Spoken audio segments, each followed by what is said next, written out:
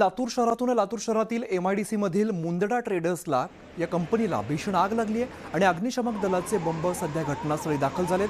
Aluminium material बनवणारी ही company आणि कंपनीतील सिलेंडरचे काही स्फोट झाल्याची माहिती समोर येते। मागच्या 1 तासापासून आग आटोक्यात आणण्याचे प्रयत्न सुरू आहेत।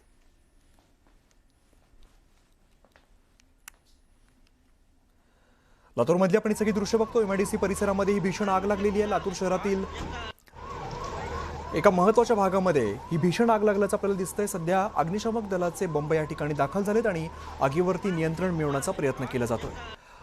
लातूरच्या MIDCतील मुंदडा ट्रेडर्स या ठिकाणी या कंपनीमध्ये ही भीषण आग लागल्याची माहिती आहे।